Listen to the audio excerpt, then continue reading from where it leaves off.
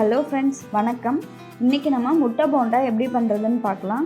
இது வந்து எப்பயும் போல் இல்லாமல் கொஞ்சம் டிஃப்ரெண்ட்டாக மசால் வச்சு பண்ணியிருக்கேன். வாங்க எப்படி பண்ணுறதுன்னு பார்க்கலாம்.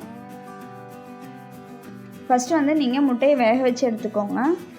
நான் வந்து 5 முட்டையை வேக வச்சு எடுத்திருக்கேன். இதை வந்து இந்த மாதிரி 2ஆக கட் பண்ணிடலாம்.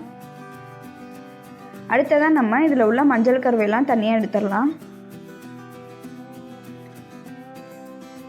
அடுத்ததான் நம்ம அடுப்பில் ஒரு பேன் வச்சிடலாம்.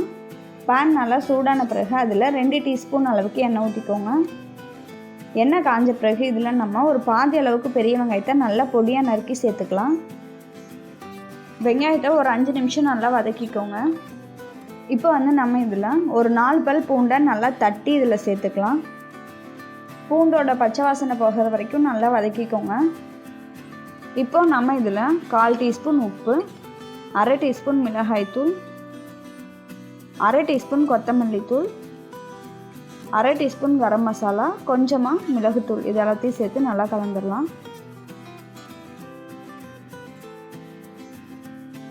மசாலாவோட பச்சை வாசனையெல்லாம் போன பிறகு நம்ம இதில் எடுத்து வச்சுருந்த மஞ்சள் கருவை கொஞ்சம் நல்லா மசிச்சு விட்டு இதில் சேர்த்துக்கலாம்.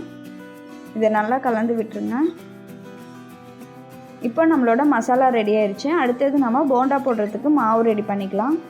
இதுக்கு நம்ம ஒரு பாத்திரத்தில் 1 கப் கடலை மாவு எடுத்துக்கலாம், 1/4 கப் அரிசி மாவு, 1 டீஸ்பூன் உப்பு, 1/2 டீஸ்பூன் மிளகாய்த்தூள், 1/4 டீஸ்பூன் மஞ்சள் தூள், 2 சிட்டிகை அளவுக்கு பெருங்காயம், இது எல்லாத்தையும் சேர்த்து நல்லா கலந்துடலாம். இப்போ வந்து நம்ம இதில் கொஞ்சம் கொஞ்சமாக தண்ணி சேர்த்துட்டு ஒரு திக்கான பட்டரை ரெடி பண்ணிக்கலாம்.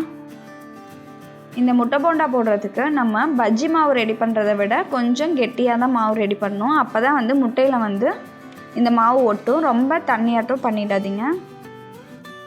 இந்த மாதிரி கொஞ்சம் திக்கான பட்டரை ரெடி பண்ணி வச்சுருங்க. இப்போ பாருங்கள், நம்மளோட மசால் வந்து நல்லா ஆறிடுச்சு.